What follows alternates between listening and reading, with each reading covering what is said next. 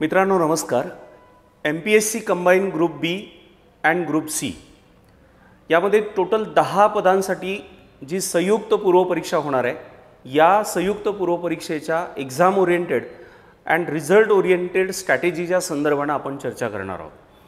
मित्रांनो, combine group B and combine group C म्हणजे महाराष्ट्र अराजपत्रित संयुक्त जी काही गट ब आणि गट क या संयुक्त पूर्वपरीक्षेमध्ये आपण पात्र झाल्यानंतर साधारणतः 10 पदांसाठी ही एकत्रित परीक्षा होणार आहे, ज्यामध्ये ग्रुप बी मध्ये 4 पद आहेत, PSI, STI, ASO, आणि ग्रुप सी मध्ये स्टेट टॅक्स असिस्टंट पासून AMVI पर्यंत अशी 6 पदं।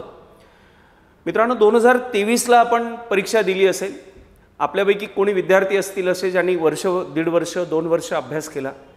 एवढा अभ्यास करून जे विद्यार्थी इतर विद्यार्थी करतात त्या विद्यार्थ्यांसारखं स्पर्धा परीक्षा मार्गदर्शन वर्ग, जे उपयुक्त पुस्तकं आहेत, नोट्स आहेत, चांगले मार्गदर्शक, हे सगळं करूनही काही बराचसा वर्ग असा असेल की ज्यांचा रिझल्ट नाही आला।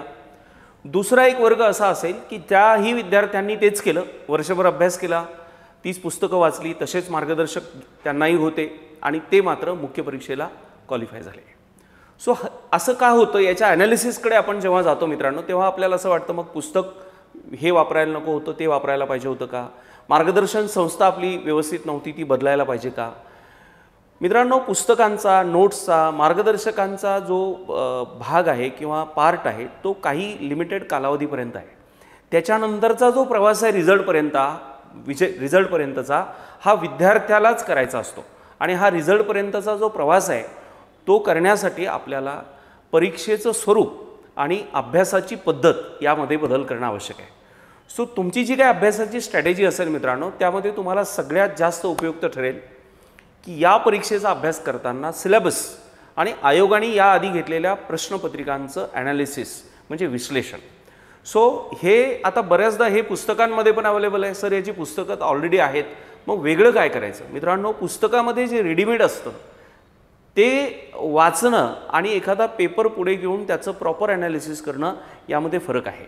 आणि म्हणून तुम्ही टोटल जवळपास आपण आता जुना 12पासून जरी हे पेपर अवेलेबल असतील, मुख्यतः 16-17पासून या परीक्षा एकत्रित व्हायला लागल्या, तर एवढं नाही तर किमान 1-2 वर्षाचं तरी तुम्ही केलं पाहिजे। आणि म्हणून आपण आकारकडून 5 वर्षाचं हे ॲनालिसिस तुमच्या पुढे ठेवतोय। मला विश्वास आहे की या ॲनालिसिसचा निश्चित तुम्हाला फायदा होईल। आत्ता आपण कंबाईनमध्ये हे विषयवार सेशन चालणार आहेत आपले। आज आपण हिस्ट्री घेतोय। हिस्ट्रीमध्ये संयुक्त पूर्वपरीक्षा 2023ची याचा ॲनालिसिस मी आपल्यापुढे ठेवण्याचा प्रयत्न करतो। यामध्ये आपले काही प्रश्न असतील तर तेही मला अवश्य आपण कमेंट बॉक्समध्ये टाका। मित्रांनो, कंबाईन ग्रुप बी अँड सीची जी पूर्वपरीक्षा एप्रिल 2023ला झाली, यामध्ये हिस्ट्री, इतिहास या टॉपिकवर 10 प्रश्न विचारले होते। या 10 प्रश्नांची घटकनिहाय विभागणी याप्रमाणे आहे। आपण 1857 पासून पुढच्या कालखंडावर मुख्यतः प्रश्न यावर आलेत। आधुनिक भारत हे आपण लिहिलं, पण 1857 पासून आधुनिक भारत सुरू होतो असं म्हणण्याचा अर्थ नाही। आधुनिक भारतातला तो टप्पा जो 1857 पासून पुढचा आहे, कारण आधुनिक भारत हा एका वर्षात एखाद्या तारखेला सुरू होतो असं म्हणता येणार नाही।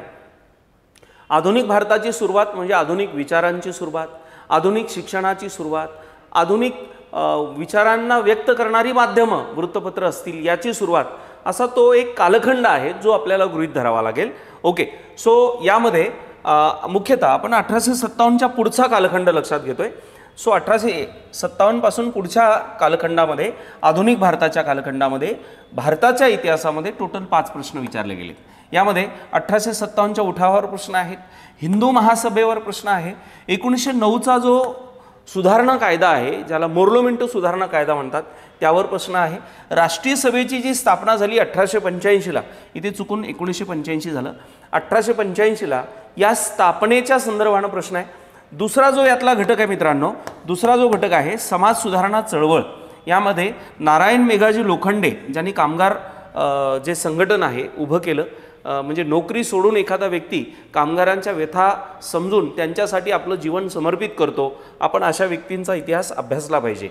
प्रार्थना समाजावर प्रश्न आहे, दादोबा तरखडकर यांच्यावर। त्यानंतर गणेश वासुदेव जोशी, सार्वजनिक काका यांच्यावर, असे समाज सुधारणा चळवळीवर आणि समाज सुधारकांवर 3 प्रश्न आहेत। महाराष्ट्राचा जो इतिहास आहे तिसऱ्या सेक्शनमध्ये, यामध्ये शेतकरी उठाव जे 1875 शेती त्याच्यावर असलेले कर असतील या संदर्भानं जे काही बदल झाले होते त्याला विरोध म्हणून महाराष्ट्रात हे उठाव झाले. त्यानंतर संयुक्त महाराष्ट्र जो मुंबई राज्य आणि त्यातून संयुक्त महाराष्ट्र, स्वतंत्र महाराष्ट्र राज्य आणि गुजरात राज्य वेगळं झालं, त्या दरम्यान ज्या लोकांनी सहभाग घेतला, काम केलं, त्यावर प्रश्न आहे. असे 2 प्रश्न, म्हणजे असे टोटल 10 प्रश्न, या 10 प्रश्नांची ही घटकनिहाय विभागणी झाली. यानंतर त्याचे उपघटक की ज्याच्यावर प्रश्न विचारले गेले. आता आपण या प्रश्नांचा ट्रेंड पण थोडा समजून घेण्याचा प्रयत्न करू. हा जो पेपर 30 एप्रिल 2023ला झाला, यातला जो ए संच आहे त्याचा अनालिसिस आपण करतोय. हा प्रश्न मित्रांनो, प्रश्न कसे विचारले जात आहेत, त्याचा ट्रेंड कसा बदलतोय तोही समजून घेतो आपण. नारायण मेघाजी लोखंडे यांनी Bombay mill hand association, Bombay mill hand association ही कामगार संघटना स्थापन करीत असताना त्यांना खालीलपैकी कोणत्या व्यक्तीचं सहकार्य मिळालं. मित्रांनो, बऱ्याचदा एखाद्या समाजसुधारकांचा अभ्यास करताना आपला जो फोकस आहे तो समाजसुधारक, त्यांचा जन्म, त्यांचं शिक्षण, त्यांनी केलेली नोकरी, त्यांनी सुरू केलेल्या संस्था, वृत्तपत्र, पुस्तकं, त्यांच्याबद्दल कोणी काय म्हटलं यावर खूप आपला फोकस असतो. आपण त्याला इम्पॉर्टंट घटक असं म्हणतो. आज परिस्थिती अशी आहे की तुम्हाला जेवढं कंटेंट अवेलेबल आहे त्यातला प्रत्येक घटक इम्पॉर्टंट आहे. आणि मुख्यतः आपण जर समजा महात्मा ज्योतिराव फुले यांचं उदाहरण घेतलं, त्यानंतर आपण क्रांतिज्योती सावित्रीबाई फुले घेतलं, राजर्षी शाहू महाराज घेतलं, यांनी ज्या काही सोशल रिफॉर्म्स केलेत, ज्या ऑर्गनायझेशन उभ्या केल्या, त्या ऑर्गनायझेशनचा जो आत्मा होता, जो कणा होता, तो म्हणजे त्याला सहकार्य करणारा, त्या विचारांना मांडणारा कार्यकर्ता. ओके, आणि म्हणून तेही तेवढेच महत्त्वाचे, जरी ते लीडर म्हणून तुम्हाला पुढे दिसत नसले. आणि म्हणून कामगार संघटना म्हटलं की आपल्याला नारायण मेघाजी लोखंडे यांचं नाव आठवतं, पण त्या संघटना ज्यांच्या कार्यावर उभ्या राहिल्या ते कार्यकर्ते, ते सहकारी सुद्धा महत्त्वाचे आहे. हा आत्ता MPSCचा बदलता ट्रेंड आपल्याला लक्षात घ्यायचा आहे. ओके, याच्यामध्ये केशवराव वागडे, केशवराव बोले यांचा उल्लेख कुठेही याच्यात आढळत नाही. रघुभिकाजी, गेनुबाबाजी, नारायण सुरकाजी आणि विठ्ठलराव कोरगावकर, कृष्णाजी अर्जुन केळुस्कर आणि रामचंद्र शिंदे आणि नारायणराव पवार, हे तुम्हाला स्टेट बोर्डची पुस्तकं, तुम्ही समाज सुधारण्याचे जे काही सोशल रिफॉर्मर्स आहेत याचं जेही पुस्तक तुमच्याकडे असेल त्यामध्ये यांची नावं आलेली आहेत. ओके, सो याचं उत्तर आहे ब क ड. सो हे उत्तर महत्त्वाचं नाही, तर आपल्याला हा बदलता ट्रेंड आता लक्षात घ्यायचा आहे. ओके, आता नारायण मेघाजी लोखंडे यांचा अभ्यास करताना मुख्यतः जे काही महत्त्वाचे डिटेल्स आहेत ते आपण समजून घेतले पाहिजेत. ओके, जन्म, मुळगाव, त्यानंतर मुंबईच्या मांडवी भागात त्यांना 13 ते 14 तास काम करणारे कामगार दिसतात. हे याच्या मागची प्रेरणा काय आहे की का त्यांनी ही ऑर्गनायझेशन उभी केली, आणि म्हणून या गिरणी कामगारांच्या व्यथा लक्षात घेतल्यावर त्यांनी नोकरीचा राजीनामा दिला आणि या गिरणी कामगारांच्या न्याय हक्कासाठी पुढील कार्य करण्याचा त्यांनी निर्णय घेतला. नोकरी सोडून कामगार चळवळीस वाहून घेतले. 1890ला ही मुंबई गिरणी कामगार संघ किंवा बॉम्बे मिल हँड असोसिएशन त्यांनी एस्टॅब्लिश केली आहे. 10 जून 1890 पासून कामगारांना रविवारची सुट्टी मिळणं सुरू झालं. याआधी त्यांना सुट्टीसुद्धा मिळायची नाही. 1891चा जो आपला कामगार कायदा तयार झाला, या कायद्यामध्ये सुद्धा नारायण मेघाजी लोखंडे यांनी जे काही सुझाव दिलेत, ज्या सूचना दिल्या आहेत त्याचा अंतर्भाव करण्यात आलेला आहे. 1873मध्ये सत्यशोधक समाजाचे ते निष्ठावंत सहकारी होते आणि मुंबईची जी शाखा होती सत्यशोधक समाजाची, त्या शाखेचे ते अध्यक्षसुद्धा होते. आणि म्हणून नारायण मेघाजी लोखंडे यांना कामगार चळवळीचं जनक म्हणून ओळखलं जातं. तर हे डिटेल्स असे अभ्यासताना त्यांच्या सहकाऱ्यांना सुद्धा आपल्याला लक्षात ठेवायचं आहे. हा झाला पहिला प्रश्न. आता दुसऱ्या प्रश्नाकडे आपण वळतोय. दुसरा जो प्रश्न आहे मित्रांनो, 1857च्या उठावात द रिव्होल्ट ऑफ 1857 मध्ये शिंदे व निजाम, आता त्यावेळेला जो हिंदुस्थान, डलहौसी ज्यावेळेला हिंदुस्थानामध्ये आला, तर डलहौसी याच उद्देशाने आला होता की जे आता विरोध करू शकतील, लढू शकतील आमने सामने, असा कुठलाही राजा शिल्लक राहिलेला नाही. त्यामुळं संपूर्ण हिंदुस्थान ताब्यात घेण्याची आता योग्य वेळ आहे. मग साम्राज्यवादी विचारसरणीनं आलेल्या डलहौसीने एकीकडे डेव्हलपमेंटचा सपाटा लावला आणि दुसरीकडे विविध कायदे करत हिंदुस्थान एक छत्री ब्रिटिश साम्राज्याच्या अंमलाखाली, अर्थात ईस्ट इंडिया कंपनीच्या अंमलाखाली आणण्याचा अजेंडा घेऊनच डलहौसी इथे आला होता.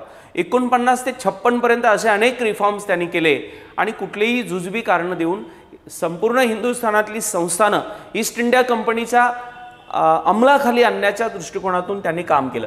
आता इथे प्रश्न काय विचारला आहे, त्याच्यानंतरच्या घटनेवर प्रश्न आहे. आता याचे परिणाम काय झाले की 1857चा उठाव झाला. का झाला? राजे महाराजे रस्त्यावर का आले?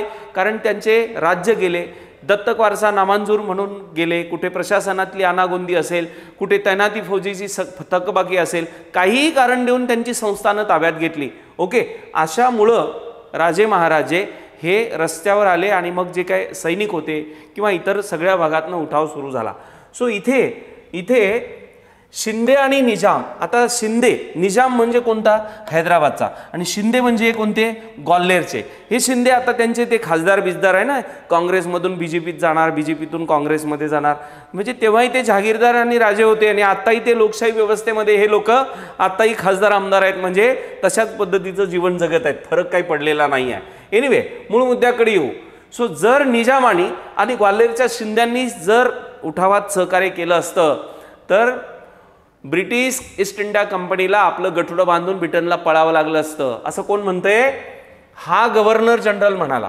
आता गव्हर्नर जनरल कधीपर्यंत आहेत? 1857 पर्यंत आहेत. 1858 पासून काय सुरू झालंय? ब्रिटिश साम्राज्य आलं, ईस्ट इंडिया कंपनी संपली आणि लॉर्ड कॅनिंग जो गव्हर्नर जनरल होता तो व्हॉइसरॉय म्हणून पुढे काम करायला लागलाय. सो लॉर्ड डलहौसी असणं शक्य आहे का? नाही. हा 57ला चालला गेला ना, 57च्या आधी 56लाच गेला, हा 56ला गेला. 57ला लॉर्ड कॅनिंग आला, ॲज अ गव्हर्नर जनरल आला. बरं, लॉर्ड रिपन 1881-82 स्थानिक स्वराज्य संस्थेचं काम केलं रिपन साहेबांनी. यांच्याकडे बोलून टिळक असं म्हणतात की लॉर्ड रिपन यांचा व्हॉइसरॉय म्हणून कालखंड बघत असताना आम्हाला असं वाटतंय की आम्ही ब्रिटिश साम्राज्याच्या अंमलाखाली किंवा गुलामीत नाहीये असं आम्हाला वाटतंय. एवढं सहिष्णू आणि सुधारणावादी धोरण रिपन साहेबांचं होतं. लॉर्ड माउंटबॅटन यांचा कालखंड तर फार पुढचा आहे. लॉर्ड माउंटबॅटन भारताच्या फाळणीची योजना मांडली यांनी. ओके, म्हणजे 1946-47ला यांची एंट्री झालेली आहे. त्यानंतर लॉर्ड कॅनिंग राहिलं. कोण? Lord Canning. सो 57ला Lord Canning as a governor general आला होता. लॉर्ड कॅनिंगच्याच नेतृत्वात हिंदुस्थानात 1857चा उठावचा बिमोड करण्यात आला. या बिमोडात ब्रिटिशांना यश आलेलं, त्यांनी सत्यवदन केलं की जर ग्वाल्हेरच्या शिंद्यांनी आणि निजामांनी जर साथ दिली असती उठाव करताना तर आम्हाला उठाव बिमोड करता आला नसता. सो तुम्हाला माहिती जरी नसलं तरी इतिहासाच्या घटना जर व्यवस्थित तुम्ही अभ्यासल्या तर तुम्ही कालखंड लक्षात घेऊन सुद्धा यांना हे उत्तर तुम्ही मारू शकले असते, सिलेक्ट करू शकले असते. So option number 4 is your answer. मग आता कॅनिंगबद्दल तुम्ही आणखी डिटेल अभ्यासलं पाहिजे. पहिला व्हॉइसरॉय है ना, 1857चं म्हणणं मोडून काढलं.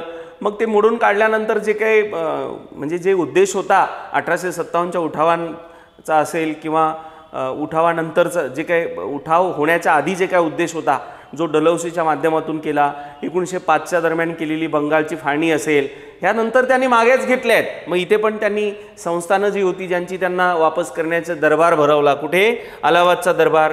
पुढे आग्रा आणि लाहोरला त्यांनी दरबार भरवले. तो 58ला हे the act for the better government, भारताच्या सुशासनाचा कायदा आहे. बाबा, तुमच्यावर अन्याय करणारे आम्ही नव्हतो, ईस्ट इंडिया कंपनी होती, कारण आता तिचा उद्देश संपला ना, मग तिला काढून टाकलं. आता ब्रिटिश साम्राज्य हे एक सुशासन म्हणून इथे काम करणार. ओके, म्हणजे गरज सरो आणि वैद्य मरो. अगोदर ब्रिटिश ईस्ट इंडिया कंपनीने राजांसोबतही असंच केलं.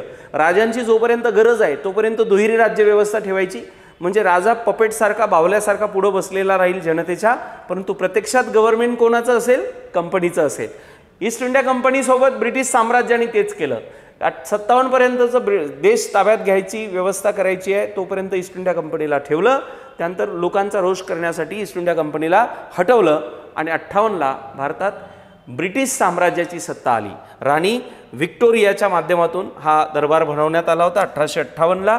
56-57 मध्ये ICS परीक्षा, इम्पिरियल सिव्हिल सर्व्हिसेस, जे आता इंडियन सिव्हिल सर्व्हिसेस म्हणतो आपण, त्याला UPSC म्हणतो आपण, युनियन पब्लिक सर्व्हिस कमिशनच्या माध्यमातून IAS, इंडियन ॲडमिनिस्ट्रेटिव्ह सर्व्हिसेस म्हणू आपण त्याला. ओके, सो ही त्यावेळेला इम्पिरियल, म्हणजे तिथून त्याचं सुरुवात जी आहे ती केली जायची, काय म्हणू, आयोजन जे आहे ते केलं जायचं. त्यानंतर खालसा धोरण रद्द केलं आहे. आता 1857च्या मुंबई विद्यापीठाची, मद्रास विद्यापीठाची, कोलकाता हे का येत आहे आपल्या देशामध्ये? कारण आता ब्रिटिशांची जी शासन पद्धती आहे त्या शासन पद्धतीनुसार आपल्या देशात राज्यकारभार चालणार आहे शासन आणि प्रशासन. शासन तिथून अंमल होईल. ब्रिटनची राणी याची सम्राज्ञी असेल आणि तिचा प्रतिनिधी व्हॉइस ऑफ रॉय, रॉय म्हणजे राजा किंवा राणी, तिचा व्हॉइस म्हणजे तिचा प्रातिनिधिक असलेला व्यक्ती, दॅट इज व्हॉइस रॉय, तो आपल्याकडे असणार आहे. ओके.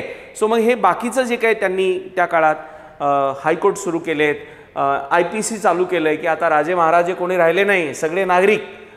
इथे जर समजा कायदा तोडला तर इंडियन पिनल कोडनुसार शिक्षेस पात्र व्हाल. ओके. सो असं यांच्याबद्दलची डिटेल अभ्यास आपण आता यामध्ये केला पाहिजे, कारण कॅनिंगचा टेन्युअर हा इतिहासाला पूर्णतः शासन, प्रशासन, कायदा, सुव्यवस्था, न्यायव्यवस्था, शिक्षण व्यवस्था सगळ्यांमध्ये चेंज झाला आहे. म्हणून 57 ते पुढचे 60-61 पर्यंतचा हा टेन्युअर तुम्ही डिटेल अभ्यासला पाहिजे मित्रांनो. आता आपण तिसऱ्या प्रश्नाकडे वळतोय. आता समाज सुधारणावर प्रश्न आहे. प्रार्थना समाजाबाबत पुढील कोणतं विधान बरोबर आहे? नंबर 1, दादोबा तरखडकर, डॉक्टर आत्माराम पांडुरंग तरखडकर, वामन आबाजी मोडक, भाऊ महाजन इत्यादींनी 31 मार्च 1867 रोजी मुंबई येथे प्रार्थना समाजाची स्थापना केली. बरोबर आहे. प्रार्थना समाजामार्फत सुबोध पत्रिका सुरू केली, हेही बरोबर आहे. प्रार्थना समाजाच्या माध्यमातून नाम जोशी यांनी मजुरांची स्थिती सुधारण्यासाठी सोशल सर्व्हिस लीगची स्थापना केली, हेही बरोबर आहे. प्रार्थना समाजाने मुंबई, सोलापूर, कोल्हापूर येथे महाविद्यालयांची स्थापना केली, हे बरोबर नाही आहे. प्रार्थना समाज एक असा समाज होता की ज्या समाजामध्ये न्यायमूर्ती रानडे असतील, दादोबा तरखडकर असतील, ही अशी मंडळी, नाम जोशी असतील, ही अशी मंडळी होती की जी फंड पण देऊ शकते. म्हणजे त्या काळातल्या ज्या वेगवेगळ्या सोशल जे रिफॉर्मर्स होते किंवा ऑर्गनायझेशन्स होत्या, या ऑर्गनायझेशनला बरीचशी मदत, कायदेशीर मदत असेल, न्यायालयीन मदत असेल, फायनान्शियल मदत असेल, ती करण्याचं काम प्रार्थना समाजाचे हे जे काही सोशल रिफॉर्मर्स होते ते करत होते. परंतु जे काही आपण अभ्यासलं आहे त्यामध्ये पंढरपूर या भागामध्ये त्यांनी काही अनाथ मुलांसाठी काम केलेलं उल्लेख किंवा नोंद आढळते. महाविद्यालयाची स्थापना प्रार्थना समाजाची आढळत नाही. म्हणून याच्यामध्ये अ, ब, क हे उत्तर आहे. हां, ऑप्शन क्रमांक 3. ठीक आहे. सो इथे तुम्ही पंढरपूर येथे अनाथ बालकाश्रम आहे. मग आता तुम्ही प्रार्थना समाज व्यवस्थित जो आहे तो अभ्यासला पाहिजे, है ना.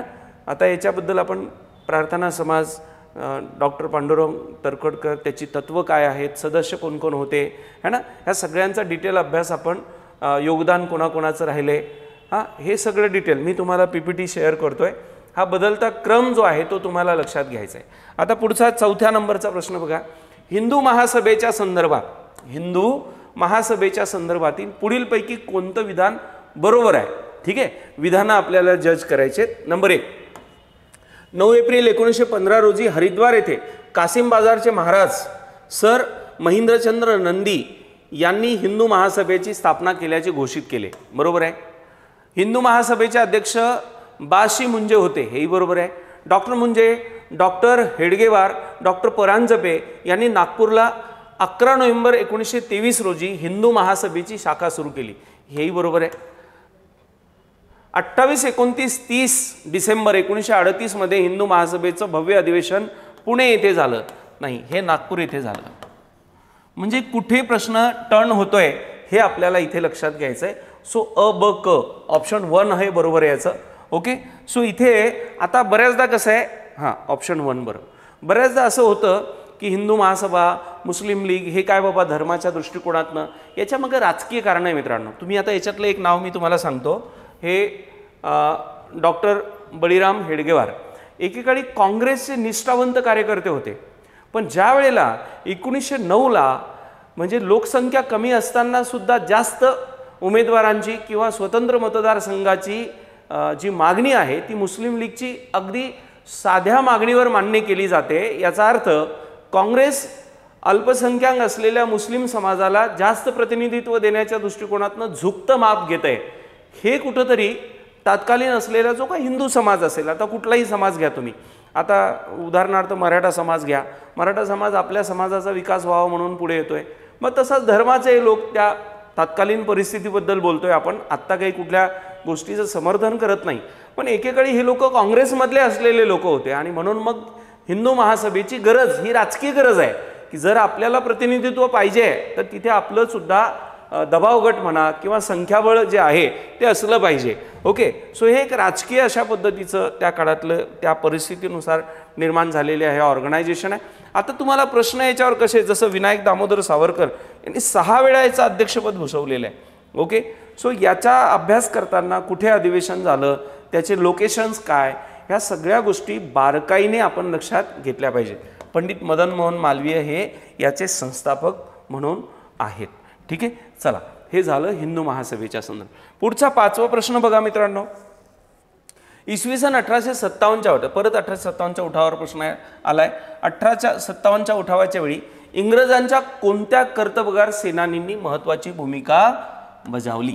सेनानी ज्यांचे हरतात तेही कर्तबगार असतात आणि जे जिंकतात तेही कर्तबगार असतात, परंतु इतिहासामध्ये कर्तबगार हा शब्द ज्यांच्या पुढे विजय लागतो त्यांच्यासाठी लावला जातो. नाही तर नाना पेशव्यांचा असलेला सेनापती तात्या टोपे हा काही कमी कर्तबगार नव्हता किंवा राणी लक्ष्मीबाई स्वतः काही कमी कर्तबगार नव्हत्या. चला आता याच्यामध्ये हे कोण आहे माहिती आहे का मित्रांनो? हे लॉर्ड कॅनिंग इथे व्हॉइसरॉय आहे आणि लॉर्ड कॅनिंगने जिथे जिथे उठाव झालाय, जसं ग्वाल्हेरला उठाव झालाय राणी लक्ष्मीबाईंच्या नेतृत्वात, कानपूरला उठाव झालाय नानासाहेब पेशव्यांच्या नेतृत्वामध्ये, दिल्लीला उठाव झालाय बहादूरशहाच्या सेकंड म्हणून बहादूरशाह सेकंड आहे ना, आणि त्याचा सेनापती बख्त खान. त्याच्यानंतर बिहारला उठाव झालाय कानपूर कुंवरसिंह यांच्या नेतृत्वामध्ये. सो या उठावाचं नेतृत्व ज्यांनी केलं त्या ब्रिटिश लष्करी अधिकाऱ्यांची हे उत्तर आहे, प्रश्न आहे. आणि म्हणून आपल्याला उठावांची ज्या वेळेला 1857चा उठाव जेव्हा तुम्ही अभ्यासाल तेव्हा राणी लक्ष्मीबाईंच्या उठावाच्या बिमोडाला नेतृत्व कोणाकडे आहे? मग हिरोजकडे आहे. मग कानपूरचं कोणाकडे आहे? तर कॉम्बेलकडे आहे. सो असं तुम्हाला लक्षात घ्यायचं आहे. सो नील आणि हॅवलॉक, ॲटम आणि लॉरेन्स बंधू, नीलच्या तर परिवाराला मारल्या गेलं होतं. म्हणजे ज्यावेळेला उठाव करते हे आक्रमक झाले आणि जेव्हा त्याला विरोध झाला त्यावेळेला आक्रमक एक जो काय उठावांचा गट होता त्यांनी मारलं होतं. तेव्हा नील ज्या वेळेला होता तो दुसऱ्या मोहिमेवर होता आणि म्हणून बनारस भागामध्ये नील हे शपथ घेऊन आला होता की मी जिथे जिथे उठाव करायला जाईल तिथे तिथं झाडांना लोकांचे प्रेत लटकवेल. आणि त्यांनी तसंच केलं. म्हणजे एक गाव त्यांनी सोडलं नाही उठावकर्त्यांचं. म्हणजे ते जास्तच जरा क्रूरपणे केलं त्यांनी. ऑर्टम आणि लॉरेन्स बंधू पण होते. कॉम्बल आणि ह्युरोज तर तुम्हाला माहिती आहे लक्ष्मीबाई यांच्यासोबत होता. विल्यम डिग्बी आणि कॉलिन क्लार्क यांचा कुठेही उल्लेख आढळत नाही. ओके, सो अ ब क हे ऑप्शन नंबर 3 याच्यामध्ये बरोबर आहे.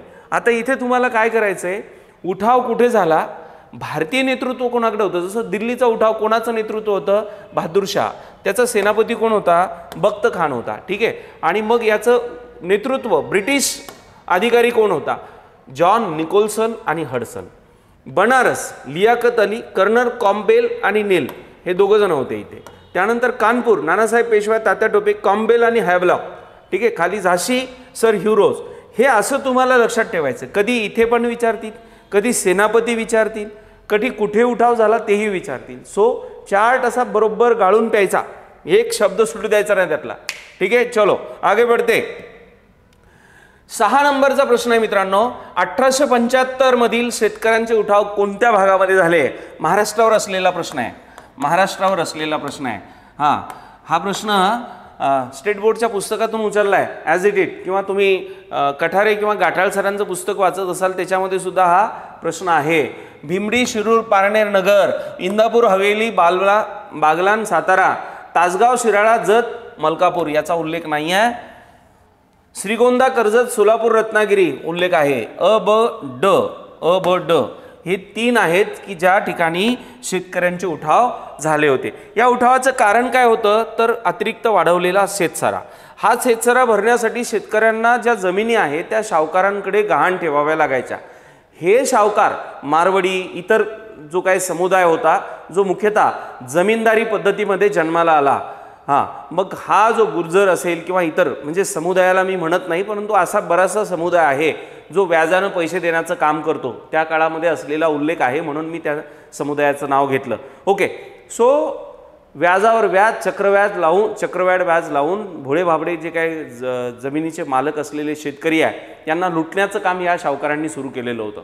सो अशा परिस्थितीमध्ये त्या शेतकऱ्यांनी उठाव केला. त्यामध्ये अनेक सावकारांना सुद्धा शेतकऱ्यांनी चांगलं ठोकून काढलं होतं. ओके, चला. सो 1875 मधलं शिरूर तालुक्यातील करडे गावात उठावाची सुरुवात झाली. ओके, तेव्हा हे उठावाचं स्वरूप मर्यादित होतं, परंतु ज्या वेळेला शेतकऱ्यांनी सगळ्यांनी शेतसरा भरायला सुरुवात केली त्यावेळेला या उठावाने एक मोठं स्वरूप जे आहे ते धारण केलं. 12 मे 1875 मध्ये सुपे हे पुण्यातला परगणा आहे, उठाव केला, मारवाडी गुजार सावकारांवर हल्ले केले. ठीक आहे, चला. सो पुणे, अहमदनगर, सातारा, सोलापूर, रत्नागिरी, अहमदाबाद ओके जिल्ह्यापर्यंत. आता अहमदाबाद म्हणजे नगर समजा तुम्ही, अहमदनगर. ठीक आहे. 1875 भीमथडी जवळ सुद्धा मुंधाळी गावात शेतकऱ्यांनी उठाव केला. सो उठाव आपण ते 1857चा उठाव खूप करतो, राणी लक्ष्मीबाई, कानपूर है ना.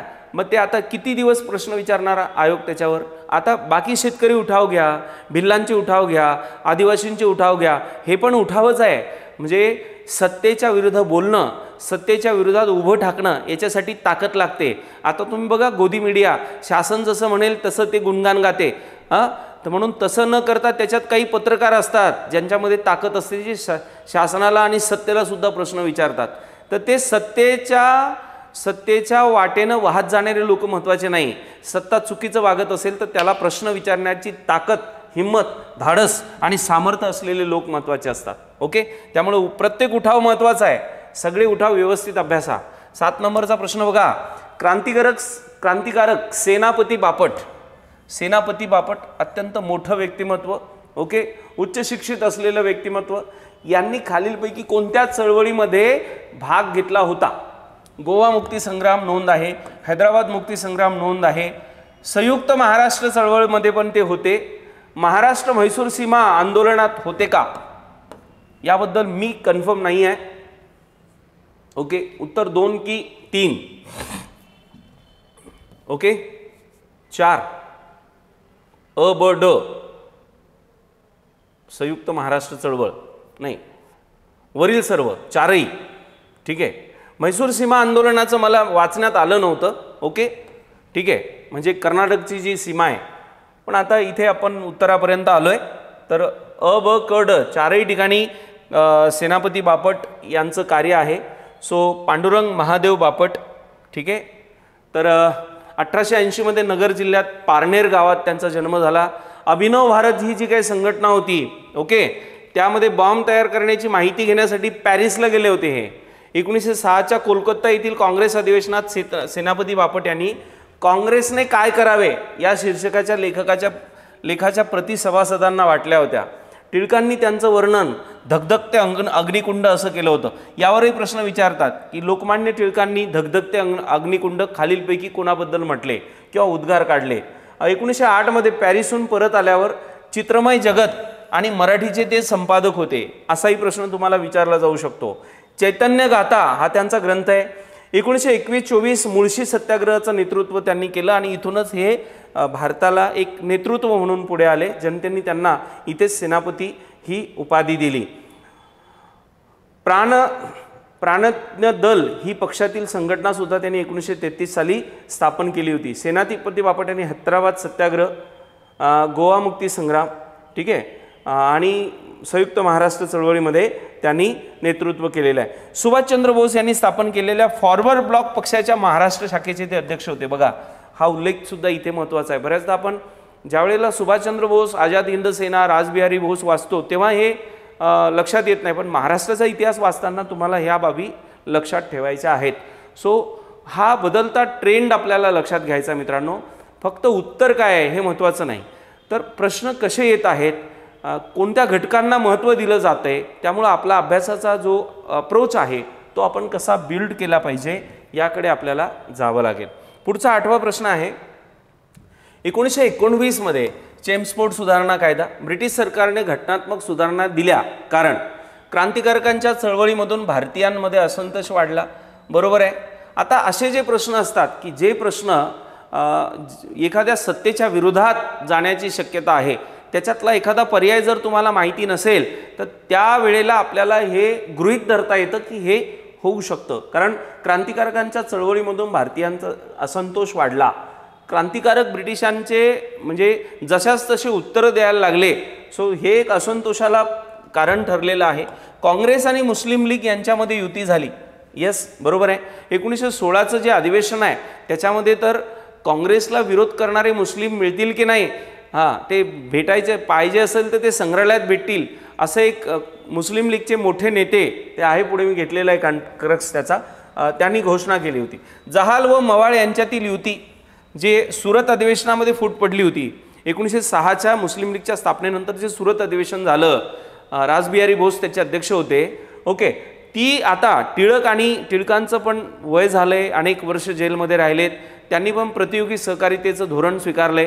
ॲनी बेझंट आणि इतर सगळ्या मंडळीच्या माध्यमातून आता जहाल आणि मवाळचं ऐक्य झालंय आणि पहिल्या महायुद्धाने निर्माण झालेली राजकीय परिस्थिती म्हणजे 1914 ते 1918 दरम्यान भारतीयांनी महायुद्धात सहकार्य करूनही फारसं काही हाती लागलेलं नव्हतं. 1909नी निराशा झालेलीच होती. 1909नी पण निराशा झाल्यानंतर ब्रिटिश सरकारने घटनात्मक सुधारणा ज्या दिल्या त्याची ही कारणं आहे. ओके, ही कारणं आहे अ ब क ड. आता इथे वरील सर्व 4, ठीक आहे, 4. तर मग 1909चं मी तुम्हाला जे मुस्लिम नेते होते, हे लखनौ अधिवेशन आहे, त्यात मजरुल हकनी म्हटलेलं आहे की काँग्रेसला विरोध करणारा मुसलमान आता समाप्त होत आहे आणि तो जर सापडला तो वस्तू संग्रहालयामध्ये सापडेल. ओके, तर म्हणून 1915 मध्ये भारत संरक्षण कायदा केला होता. या कायद्यामुळे क्रांतिकारकांवर खटला भरून त्यांना जेलमध्ये टाकता येत होतं. याच्यामुळे सुद्धा भारतीयांमध्ये असंतोष होता. ओके, मग म्हणून सुधारणांचा हप्ता आणला. पण सुधारणांचा हप्ता म्हणजे काय, औषधापेक्षा म्हणजे बिमारीपेक्षा औषध जालीम अशी वस्तू होती. फक्त त्याचा गाजावाजा करायचा, परंतु प्रत्यक्षात काही फार सुधारणा भारतीयांना मिळायच्या नाही. पुढे याच्या इव्हॅल्युएशनसाठी त्यांनी सायमनला पाठवलं, जॉन सायमनला. त्याच्या विरोधात आंदोलन आपल्या देशामध्ये झालं. 9वा प्रश्न बघा, यांनी स्वदेशीच्या चळवळीचा श्री गणेशा करून, स्वदेशी म्हणजे खादी है ना, वस्त्र करून खादीचा पोशाख घालून 1877 मधील दिल्ली दरबारात हजेरी लावली. आता हे दिल्ली दरबार जे होतं ना, या दिल्ली दरबारामध्ये सगळे जे लोक होते, हे दिल्ली दरबार आहे ज्यामध्ये कैसरे हिंद नावाची जी हिंदुस्थानची सम्राज्ञी नावाचा किताब द्यायचा होता, त्यासाठी आयोजित केलेला हा कार्यक्रम होता. I hope I am correct, एकदा चेक करून घेतो. हा, दिल्ली दरबार, राणी व्हिक्टोरियाला, बरोबर, ठीक आहे. आणि म्हणून त्या ठिकाणी गवा जोशी जे आहे, म्हणजे बाकीचे जे काही नेते होते हे सगळे सुटाबुटात गेलेत, ब्लेझरमध्ये गेलेत. पण गणेश वासुदेव जोशी हे असे आहेत की जे आपल्या खादी हाताने तयार केलेल्या सुती खादी वस्त्र घालून गेले आणि त्यांनी ते तिथे जाऊन हे सांगण्याचा प्रयत्न केला की जो खरा भारत आहे, खरा हिंदुस्थान आहे तो असा आहे. हे जे सुटाबुटात तुमच्या आजूबाजूला बसलेले तुमचं लालन चालन करणारे, हा हिंदुस्थान नाही आहे, खरा हिंदुस्थान हा आहे. ओके, हे सांगण्याचा आणि स्वदेशी अर्थात ब्रिटिशांच्या अर्थव्यवस्थेला तोडायचं असेल तर स्वदेशीचा पुरस्कार करावा लागेल. सो गणेश वासुदेव जोशी यांचं फार मोठं काम आहे. ओके, तर सार्वजनिक सभेचं संस्थापक आहेत, त्यांनी प्रार्थना समाजातही काम केलेलं आहे. ओके, सो हे झालं गवा जोशी यांचं उत्तर. सो प्रश्न असे विचारले जात आहेत की प्रार्थना समाजावर प्रश्न नाही आहे, सार्वजनिक काका म्हणून असलेल्या उपाधीवर, म्हणजे आता असे प्रश्न टाकले जात आहे की ज्या गोष्टीचा खूप मोठा आणि सकारात्मक परिणाम झालेला आहे. पुढचा 10वा नंबरचा प्रश्न बघा मित्रांनो, अगदी सोपा प्रश्न आहे. राष्ट्रीय सभेच्या अधिवेशनं विचारली आहेत आणि त्याचं ठिकाण विचारलं आहे. सो हे याचा चार्टच आहे, तो चार्ट तुम्हाला पाठ करावा लागेल. काही काही गोष्टी पाठच करून टाकायच्या, समजून घेतानाही लक्षात राहतं. जसं आता मुंबई अधिवेशन आहे 1889ला झालेलं, विल्यम वेडनबर्न. आता हे वेडनबर्न कोण आहेत, हे यांचा उल्लेख तुम्हाला ॲलन ह्यूम आणि त्यांच्या टीममध्ये येताना दिसतो. नागपूर अधिवेशन यामध्ये आनंद चार्लू जे आहेत हे याचे अध्यक्ष आहे. पुणे अधिवेशन सुरेंद्रनाथ बॅनर्जी त्याचे अध्यक्ष आहे आणि अमरावती अधिवेशन शंकरन नायर हे त्याचे अध्यक्ष आहे. सो अचं 3 म्हणजे 2 नंबरचं उत्तर आहे. आता मित्रांनो याचा काय करायचा, चार्ट तयार करायचा असा. ओके, त्याच्या आधी हे ॲलन ॲक्टिवन ह्यूम आहे, यांच्या सोबतीला ही 1885ला सभा राष्ट्रीय सभा जी आहे किंवा इंडियन नॅशनल काँग्रेस ही स्थापन करण्यात आली होती. याचं कारण 1858 पासून जे राष्ट्रीय शिक्षण आपल्या देशात सुरू झालेलं होतं त्यातनं तयार झालेला असा युवान किंवा असे युवक तयार झालेले होते, युवती तयार झालेल्या होत्या की ज्यांना जग कळायला लागलं होतं. जाती, पंथ, धर्म, राजा, जहागीरदार याच्या पलीकडे जाऊन राष्ट्र, लोकशाही, समानता, न्याय, हक्क या विचाराकडे आता आपली पिढी चाललेली होती आणि ते संघटन जे आहे ते मजबूत तयार होत होतं. वेगवेगळे संघटन जर तयार झाले तर एवढ्या संघटनांना हँडल करणं, त्यांच्या डिप्लोमॅटशी बोलणं हे शक्य होणार नाही. म्हणून नॅशनल लेवलचा एक पक्ष आपण तयार करावा इनिशिएट घेऊन आणि त्याच्यामध्ये हे सगळे पक्ष मर्ज झाले तर एका पक्षाशी आपल्याला एक चांगला प्लॅटफॉर्म. ॲक्च्युली ब्रिटिशांनी ही एक सेफ्टी वॉल तयार केलेली होती आणि तुम्ही बघाल काही काळ ब्रिटिशांचा जे काही अध्यक्ष होते ते असेच लोक होते की जे सनदसीम मार्गाने ब्रिटिशांसोबत कम्युनिकेशन करतात, व्हायलन्स भूमिका घेत नाहीत. पण पुढच्या काळामध्ये मग जे काही अध्यक्ष आहेत ते राष्ट्रीय सभेतनं होऊ लागले. चला म्हणजे इंडियनमधले सर विल्यम वेडनबर्न म्हणजे उमेशचंद्र बॅनर्जी, दादाभाई नौरोजी हे सुद्धा भारतीयच जरी असले तरी हे एक मवाळ नेते आहेत की ज्यांनी ब्रिटिशांच्या विरोधात व्हायलंट म्हणा किंवा जहाल भूमिका घेतली नाही. जसं टिळकांनी घेतली, लाला लजपत राय यांनी घेतली, बिपिनचंद्रांनी घेतली, सुभाषबाबूंनी घेतली. सुभाषबाबू पण 1939च्या त्रिपुरा येथील हरपुरा अधिवेशनाचे अध्यक्ष होते. सो इंडियन नॅशनल काँग्रेस एक सेफ्टी वॉल म्हणून ब्रिटिशांनी तयार केलेली होती. ओके, सो काय विविध प्रांतामध्ये संघटित नेत्यांना देशबंधुत्वाची भावना निर्माण करणे. दुसरं, जातीय, धार्मिक, वांशी भेदभाव दूर करून देशहितास प्राधान्य देणे. महत्त्वाच्या सामाजिक आणि राष्ट्रीय प्रश्नांवर चर्चा करून शासनास त्या संदर्भातल्या सूचना करणे हे त्याचे ऑब्जेक्टिव्ह होते. याचं पहिलं अधिवेशन पुण्याला होतं पण त्यावेळेला तिथे कॉलराची साथ होती म्हणून 28 डिसेंबर 1885ला गवालिया टांग आझाद मैदानावर हे अधिवेशन झालं. अयोध्यानंद कुंजरू हे त्याचे सेक्रेटरी होते. मुंबईचं अधिवेशन 28 ते 31 डिसेंबर 1885 चाललं. सर उमेशचंद्र बॅनर्जी हे त्याचे अध्यक्ष होते त्या अधिवेशनाचे. टोटल 72 प्रतिनिधी या अधिवेशनात सहभागी झाले होते. आता तुम्हाला इतर सदस्य यातले काही मी हायलाईट केलेत. न्यायमूर्ती रानडे, राघव भांडारकर, आगरकर, टिळक हे महाराष्ट्रीयन नेते की जे पहिल्या अधिवेशनामध्ये हजर होते तेही तुम्हाला लक्षात ठेवायचं मित्रांनो. असा चार्ट तयार करा, वर्ष, स्थळ, अध्यक्ष. ठीक आहे, हां म्हणजे तुम्हाला कुठलंही विचारू द्या मग काय फरक नाही पडत. हे चांगलं लक्षातच ठेवायचं कुठे झालं काय झालं. आणि या अधिवेशनामध्ये काही महत्त्वाच्या घटना झालेल्या असतात त्यावरही प्रश्न, जसं असहकार आंदोलनाचा ठराव कोणत्या अधिवेशनात ठेवण्यात आला, हिंदू मुस्लिम लीग आणि याचं विलिनीकरण किंवा समायोजन कुठल्या अधिवेशनात झालं. ओके, सो असेही प्रश्न तुम्हाला विचारले जातात. सो हे एक असा हक्काचा प्रश्न आहे तुमचा. ओके, 47 पर्यंत घेतलेत आपण. दिल्लीचं राजेंद्र प्रसाद शेवटचे अध्यक्ष. ठीक आहे, चला मित्रांनो, MPSC राज्यसेवा आणि कंबाईनची एक डेडिकेटेड प्री फोकस बॅच आपण सुरू करतोय. एक प्रॉपर स्ट्रॅटेजीने आपण पुढे जातोय. त्याचे ॲनालिसिसचे सेशन घेतोय. त्यानंतर सब्जेक्ट वाईज लेक्चर तुमच्या पुढे ठेवतोय जेणेकरून तुम्ही जजमेंट घेऊन जर तुम्हाला कंबाईन प्रीची कंप्लीट बॅच जॉईन करायची असेल तर ती तुम्ही जॉईन करू शकता. फक्त तुम्हाला सब्जेक्टचीच गरज आहे. उदाहरणार्थ जॉग्रफीज पाहिजे, इकॉनॉमिक्स पाहिजे, तशी सब्जेक्ट वाईज पण बॅच सुरू होत आहे. ओके, सो ही प्री फोकस बॅच. कुणाला राज्यसेवेची फक्त टेस्ट सिरीज लावायची आहे तर टेस्ट सिरीज पण आहे. कंबाईन प्रिलिम्स फोकस किंवा इंटिग्रेटेड बॅचसुद्धा तुम्ही जॉईन करू शकता. त्यानंतर टेस्ट सिरीज पण अवेलेबल आहे. त्यानंतर इतर मागास बहुजन कल्याण विभाग आणि समाज कल्याण विभागाची ऑनलाईन बॅच आपली आकार फाउंडेशन पुणे आणि नागपूर टीमच्या माध्यमातून उपलब्ध आहे. ओके, जसं आता हे माझं हिस्ट्रीचं आहे. यात प्राचीन भारत, मध्ययुगीन भारत, आधुनिक भारत, स्वातंत्र्योत्तर भारत, महाराष्ट्राचा इतिहास आणि समाज सुधारक असे वेगवेगळे सेक्शन आहेत. तुम्हाला त्याच्यातलं जे हवं आहे ते तुम्ही लावू शकता. ठीक आहे, या संदर्भाने कुठलाही प्रश्न असेल तर हे संस्थेचे कॉन्टॅक्ट नंबर आहे. हे आपली वेबसाईट आहे आणि हे टेलिग्राम चॅनल आहे ज्याच्यावर तुम्हाला अपडेट्स, नोट्स आणि टेस्ट सिरीज टाकल्या जातात. मित्रांनो, हे लेक्चर तुम्हाला आवडलं तर तुम्ही लाईक करून सबस्क्राईब करा. चॅनल सबस्क्राईब केलं नसल्यास बेल आयकॉन क्लिक करा आठवणीनं, जेणेकरून तुम्हाला पुढच्या लेक्चरचे नोटिफिकेशन येतील. आणि तुमच्या मनात जोही प्रश्न असेल तो कमेंट बॉक्समध्ये टाका. हे लेक्चर तुम्हाला कसं वाटलं, चांगलं वाटलं, काही सुधारणांची गरज आहे ते आम्हाला नक्की कळवा. ओके, तुमच्या कमेंट्स आमच्यासाठी महत्त्वाच्या आहे. आम्ही ऑनलाईनमध्ये नवीन आहोत. आपल्या सूचना ट्रायल अँड एरर्स सुरू आहेत. ओके, होपफुली जे काही आपल्याला अभ्यासासाठी हेल्पफुल ठरेल अशा बाबींवर आम्ही काम करतोय. तुमच्या सूचना आमच्यासाठी महत्त्वाच्या आहेत. That improve our work.